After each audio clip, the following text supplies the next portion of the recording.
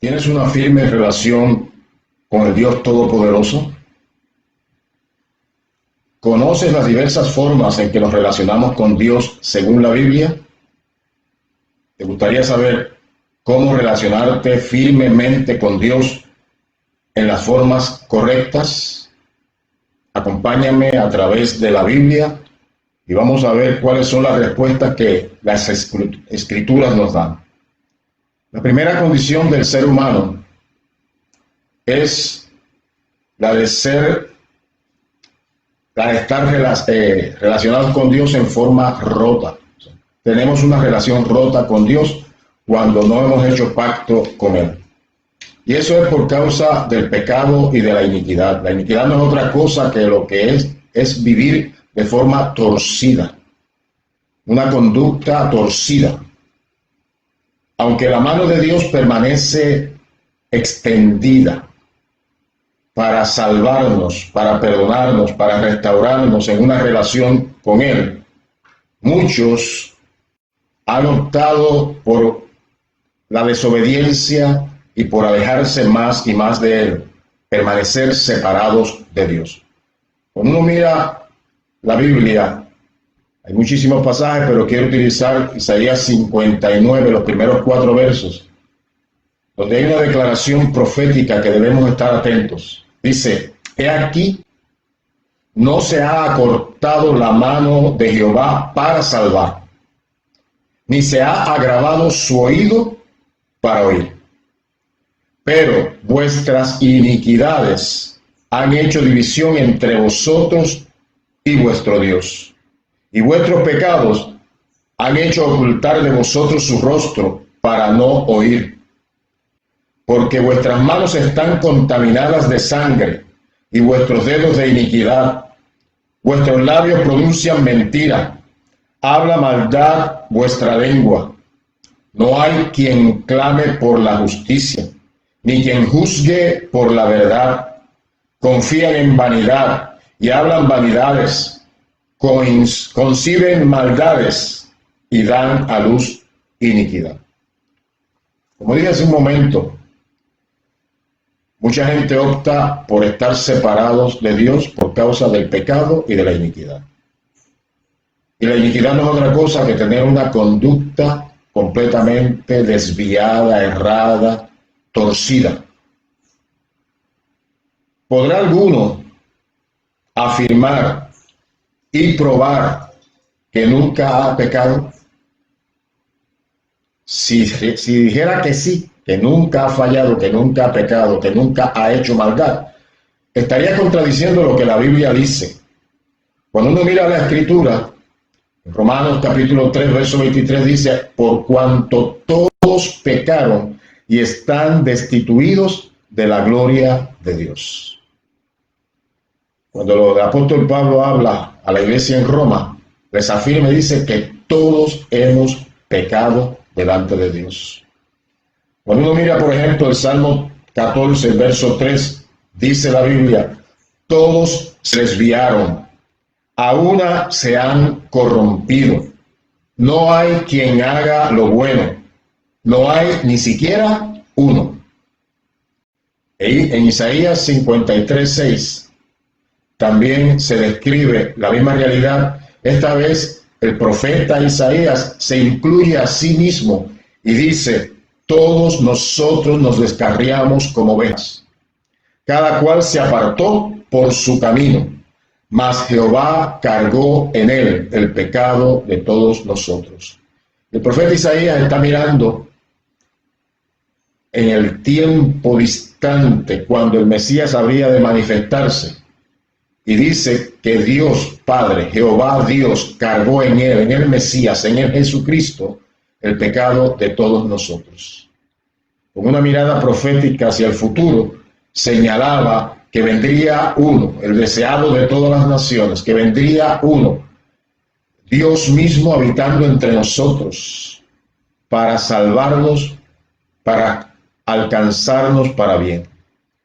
Así que, si uno trata de afirmar que nunca ha pecado, que nunca ha fallado, que nunca ha errado al blanco, que no ha hecho iniquidad, estaríamos contradiciendo lo que la Biblia dice, y la Biblia siempre ha probado tener la razón.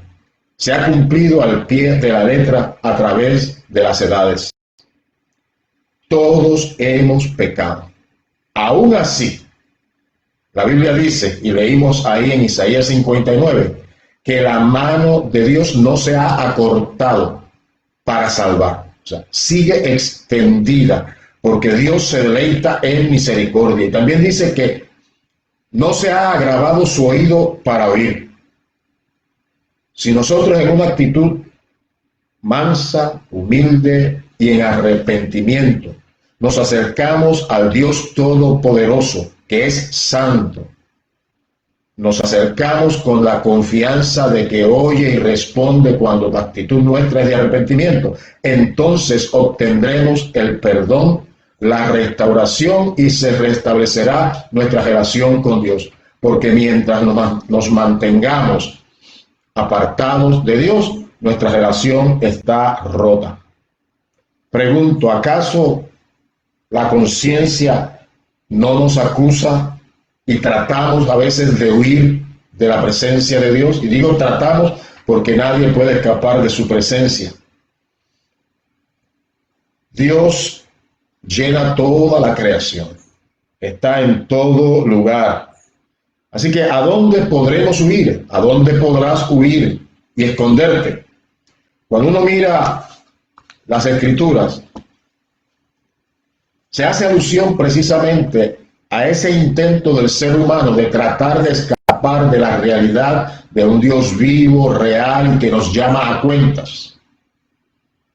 En Proverbios capítulo 28, el verso 1 dice: huye el impío sin que nadie lo persiga, mas el justo está confiado como un león. Es interesante que quien tiene una relación con Dios y está en una relación de justicia porque Dios le ha declarado justo, vive confiadamente, vive en paz, vive en tranquilidad, no teme a la ira de Dios porque la relación es una relación sana con el Dios del cielo. Sin embargo, el impío, el que se ha apartado de Dios y que vive cada día haciendo maldad, tiene una sensación, un sentido de culpa que hace que trate de huir aunque nadie le esté persiguiendo. En ese mismo capítulo 28 de Proverbios, los versos 13 y 14, se nos da una recomendación que debemos tomar en cuenta para nosotros restablecer nuestra relación con Dios y que no esté rota. Dice el proverbista: el que encubre sus pecados no prosperará, mas el que los confiesa y se aparta alcanzará misericordia. Bienaventurado el hombre que siempre teme a Dios, mas el que endurece el corazón caerá en el mal. Dios siempre tiene la solución a la realidad del pecado y de la iniquidad. Si en nuestra vida la forma en que estamos relacionándonos con Dios es el tomar distancia, es el estar separados de Él, es tener una relación rota, entonces sus brazos que están extendidos, su oído que está atento para escuchar nuestro clamor, debemos aprovechar esa oportunidad y en lugar de tratar de encubrir nuestros pecados, debemos confesarlos, debemos apartarnos del mal, y entonces la gracia, la misericordia y el poder de Dios se manifestarán en nuestra vida para bien, para restauración de esa relación, y vendrá entonces salvación, vida eterna y una relación firme de todos los días con el Dios eterno. En el tiempo antiguo, no solamente en el tiempo de Isaías como profeta, sino cuando estuvo ejerciendo su ministerio el profeta Jeremías, que en cierta medida fue contemporáneo con Isaías, también Dios hizo un llamamiento al pueblo, al arrepentimiento. En ese tiempo, Jeremías, fungiendo como profeta de Dios, declaraba la palabra que Dios le revelaba. Sin embargo, dentro del pueblo se habían colado algunos que se decían ser profetas y no lo eran. Algunos que procuraban hablar en nombre del Dios eterno, pero no iban a estar en el secreto de Dios para recibir la revelación y entonces comunicarla al pueblo. Así que daban mensajes vacíos, huecos, salidos del perverso corazón, porque no tenían una relación íntima con Dios. No habían estado en su secreto. Y Dios hace el reclamo a través del profeta Jeremías. Cuando uno mira el capítulo 23, lo puede uno leer completo en algún momento, pero solamente me refiero a algunos versos, los versos 21 al 24, para establecer firmemente que una relación rota con Dios no es buena y que Dios está procurando hablarnos, llamarnos al arrepentimiento, de manera que restablezcamos nuestra relación con Él. Jeremías 23, 21 al 24 dice: no envié yo a aquellos profetas, pero ellos corrían. Yo no les hablé, mas ellos profetizaban. Pero si ellos hubieran estado en mi secreto, habrían hecho oír mis palabras a mi pueblo y lo habrían hecho volver de su mal camino y de la maldad de sus obras. Soy yo Dios de cerca solamente, dice Jehová, y no Dios desde muy lejos. ¿Se ocultará alguno, dice Jehová, en escondrijos que yo no lo vea? ¿No lleno yo, dice Jehová, el cielo y la tierra? Estos falsos profetas daban mensajes vacíos al pueblo y en lugar de llamarles al arrepentimiento, al cambio, a la conversión, a la vida nueva, se deleitaban en decirles mensajes que la gente quería escuchar, mensajes agradables, pero no les llamaban al arrepentimiento. Y a mí me parece que el mensaje de Dios tiene dos partes. Por un lado, la acusación del pecado, de la maldad, de la iniquidad, de lo torcido en cada uno de nosotros. Y por el otro lado, el llamamiento al arrepentimiento con los ofrecimientos de perdón, de restauración, de manera tal que nuestra relación se establezca firme con Dios y podamos agradarle y como consecuencia haya bendición para nuestras vidas. En todos los tiempos ha habido profetas de Dios que dicen la verdad y que dicen el mensaje que Dios les ha declarado. Pero también hay gente que lo que quieren es agradar al oído humano y no decir la verdad de Dios. Hay quienes solamente quieren motivar a la gente diciéndole todo va a estar bien, pero no les llaman al arrepentimiento y a la conversión. Dios es claro en su palabra. Hay una declaración de acusación, hay un pliego acusatorio que se describe para aquellos que hacemos mal, pero también hay un ofrecimiento y un llamamiento al arrepentimiento para entonces que haya perdón y restauración de Dios. La manera de restablecer nuestra relación con Dios es asumir una actitud mansa, humilde y de arrepentimiento y de confesión. El proverbio que leímos hace un momento atrás decía que si encubrimos nuestros pecados no prosperaremos, pero quien los confiesa y se aparta alcanza misericordia. El salmista experimentó esa gracia y perdón de Dios cuando después de procurar ocultar su pecado y su maldad, vino en una actitud de arrepentimiento delante de Dios. Y así se restableció su relación con el Dios eterno. En un salmo, en el Salmo 32, que se le atribuye a David, dice la Biblia: bienaventurado aquel cuya transgresión ha sido perdonada y cubierto su pecado. Bienaventurado el hombre a quien Dios no culpa de iniquidad y en cuyo espíritu no hay engaño. Mientras callé se envejecieron mis huesos en mi gemir todo el día, porque de día y de noche se agravó sobre mí tu mano. Se volvió mi verdor en sequedades de verano. Mi pecado te declaré, no encubrí mi iniquidad. Dije, confesaré mis transgresiones a Jehová, y tú perdonaste la maldad de mi pecado. Qué maravillosa enseñanza tiene este salmo. David, que era un hombre conforme al corazón de Dios. Y eso de ser conforme al corazón de Dios no es ser perfecto, no es ser una persona impecable, sino es que cuando uno falla, lo pueda reconocer y pueda venir al Dios eterno que se deleita en misericordia, confesar el pecado en una actitud de arrepentimiento y aprovechar la gracia y misericordia de Dios que se extiende para recibirnos, para escucharnos y para perdonarnos. David hizo muchos males, pecó malamente.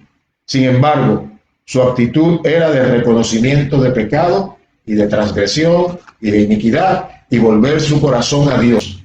Volver el corazón a Dios en arrepentimiento es tener un corazón conforme al Señor. Así que él decía, en el verso 5 de ese Salmo 32, dice, mi pecado te declaré, no encubrí mi iniquidad y tú perdonaste la maldad de mi pecado. Así que la única forma de restablecer nuestra relación rota con Dios es venir a Él con sinceridad, con arrepentimiento y pidiendo su favor para con nosotros.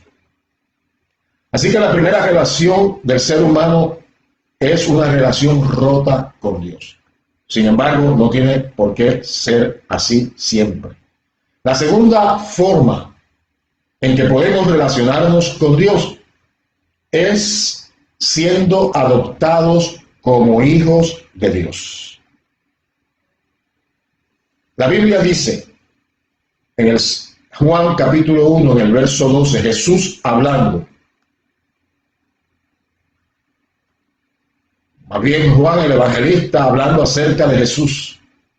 Mas a todos los que le recibieron, a los que creen en su nombre, les dio potestad de ser hechos hijos de Dios. Debemos establecer claro que quien no tiene una relación con Dios porque su relación está rota, no puede afirmar de que es hijo de Dios. La única forma en que nosotros los seres humanos, que por causa del pecado estamos destituidos de la gloria de Dios, la única forma de hacernos hijos de Dios es por adopción. Con la actitud de arrepentimiento que mencioné hace un momento atrás, venimos a Él y Él nos perdona y nos recibe y nos declara hijos suyos por adopción. Mas a todos los que le recibieron, a los que creen en su nombre, les dio potestad de ser hechos hijos de Dios. Cuando el apóstol Pablo escribe a los romanos, afirma esto mismo de una forma diferente. En Romanos capítulo 8, los versos 14 al 17, dice la Biblia, porque todos los que son guiados por el Espíritu de Dios, estos son hijos de Dios. El que establece una relación con Dios por medio de Jesucristo, recibiéndole como Salvador y Señor, es declarado hijo de Dios y como consecuencia el Espíritu Santo da dirección constante. Sigue diciendo el verso 15 hasta el 17. Pues no habéis recibido el espíritu de esclavitud para estar otra vez en temor, sino que habéis recibido el espíritu de adopción, por el cual clamamos, Abba, Padre, que significa papito, es una forma íntima, cercana de hablar con Dios, el Dios Todopoderoso, el que creó los cielos y la tierra. No es meramente temible, sino es cercano, amoroso y nos trata como sus hijos. El Espíritu mismo da testimonio a nuestro espíritu de que somos hijos de Dios. El Espíritu Santo se encarga de imprimir en nuestro corazón esa afirmación de que nuestra relación con Dios ya no está rota, sino que es estrecha e íntima, que podemos vivir en esa intimidad con Dios porque somos sus hijos. Y la Biblia dice, y si hijos, somos herederos de Dios y coherederos juntamente con Cristo, si es que padecemos juntamente con Él, para que también seamos glorificados. Cuando estamos en el Señor, cuando venimos a Cristo, cuando venimos a recibirle como Salvador y Señor de nuestra vida, entonces la relación rota se restablece con Dios, y al tener esa relación restablecida, somos adoptados como hijos de Dios. Y eso es maravilloso, porque al ser hijos de Dios, todo lo que Jesucristo, el Hijo de Dios, que es Dios mismo que habitó entre nosotros, tiene como herencia en el cielo, es tu herencia y es mi herencia. Porque a Dios le ha placido que al adoptarnos como sus hijos, seamos coherederos juntamente con Cristo. Así que esa es la segunda forma de relacionarnos con Dios, con siendo adoptados como sus hijos. Otra forma de relacionarnos con Dios es la de rendirnos totalmente a Él como sus siervos. Eso requiere que nosotros nos sujetemos a su voluntad. La Biblia dice que la voluntad de Dios es buena, agradable y perfecta. Eso está registrado en Romanos capítulo 12, verso 2. La voluntad de Dios es buena, agradable y perfecta. O sea, que la voluntad de Dios no es mala. Y al nosotros sujetarnos a su voluntad, los resultados van a ser de bendición. Claro está, nosotros tenemos libertad para escoger si nos sujetamos a Dios en obediencia o si sencillamente andamos en rebelión contra Él. Cualquiera sea la decisión que tomemos en nuestra libertad, acarrea consecuencias. Cuando decidimos en nuestro corazón estar delante de Dios como sus siervos, en forma obediente, entonces la bendición de Dios fluye para nuestra vida y para los nuestros. Pero por el contrario, si deseamos y tomamos la decisión de ser rebeldes, de contradecir su voluntad, de no sujetarnos, entonces acarreamos mal. Cuando Samuel, que fue para el pueblo de Israel profeta, juez y sacerdote, en ese tiempo Saúl había venido a ser el rey de Israel. Cuando el pueblo reclamó a Dios que quería tener un rey como todas las demás naciones, y Samuel fue delante de Dios diciéndole: Señor, están rechazando la palabra profética que les he dado. Dios le dijo: no tengas cuidado, estoy parafraseando naturalmente, no tengas cuidado porque no te han rechazado a ti, sino a mí. Y es que Dios, como Rey y Señor, era el gobernante de Israel. Sin embargo, ellos querían un rey natural, un hombre que les dirigiera. Así que Dios se los permitió y les dice a Samuel que les diga al pueblo cómo les tratará ese o esos gobernantes que vinieran en el futuro. Y se nombró como rey. Y Saúl desobedeció a Dios haciendo cosas que no convenían y no cumpliendo lo que Dios había indicado que debía hacer. Al hacerlo erradamente y contrario a la voluntad de Dios, entonces recibió una reprimenda de parte de Dios a través del profeta, sacerdote y juez Samuel. Fue acusado por Dios y hubo una declaración que enfatizaba la importancia de la obediencia a Dios por encima de cualquier otro tipo de sacrificio. En el capítulo 15 de 1 Samuel, los versos 22 al 23, dicen: y Samuel dijo: ¿se complace Jehová tanto en los holocaustos y víctimas como en que se obedezca a las palabras de Jehová? Ciertamente el obedecer es mejor que los sacrificios, y el prestar atención más que la grosura de los carneros. Porque como pecado de adivinación es la rebelión, y como ídolos e idolatría la obstinación. Por cuanto tú desechaste la palabra de Jehová, Él también te ha desechado para que no seas rey. Mire qué interesante. Saúl fue escogido por Dios ante la petición de un pueblo que quería un rey puramente humano. Así que Dios lo señaló. Comenzó su gobierno muy bien, sin embargo, se rebeló contra Dios cuando, recibiendo instrucciones claras para actuar de una manera bien precisa, hizo todo lo contrario a lo que Dios le dijo. Y entonces fue redargüido por Dios a través del profeta Samuel, diciéndole que Dios no se complacía en que le presentara sacrificios de animales, sino que se complacía en que lo obedeciera. El resultado de su desvarío y el resultado de su desobediencia fue que entonces Dios los destituyó de su cargo y dijo a Saúl: ya no serás más rey en Israel.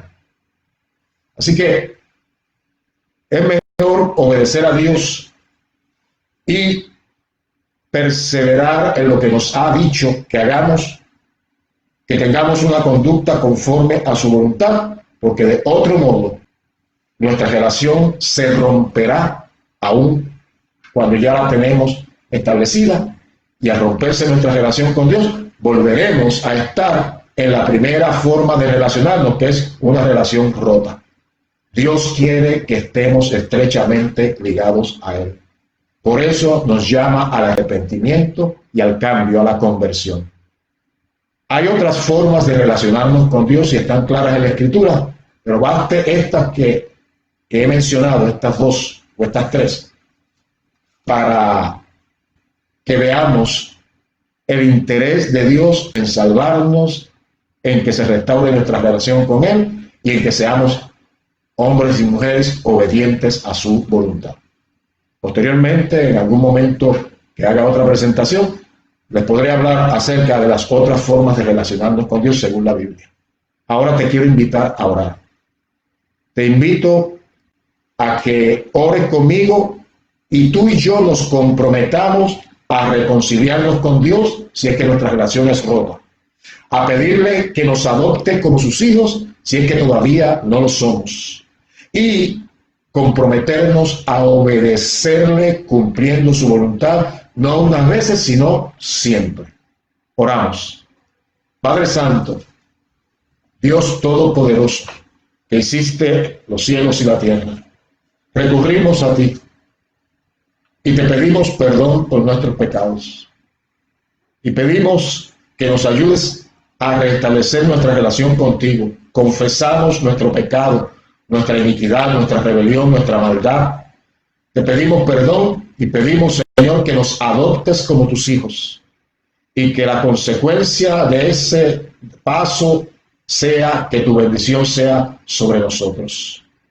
Mira a todos los que me escuchan en esta hora y me ven. Yo te pido en el nombre de Jesús que les toques y que les bendigas y les prosperes. Clamo también para que entre las bendiciones que derrames haya liberación, haya sanidades, haya restauración de la familia, haya provisión sobreabundante y todas las demás bendiciones que tú tienes para aquellos que te aman y te sirven. Las reclamo en el nombre de Jesús y te doy gracias por ello. En el nombre de Jesús. Amén. Soy el pastor Juan Emilio Morales Dávila y Dios me ha permitido pastorear la iglesia cristiana Discípulos de Cristo en la comunidad Juan Sánchez en Bayamón, Puerto Rico. Dios te bendiga.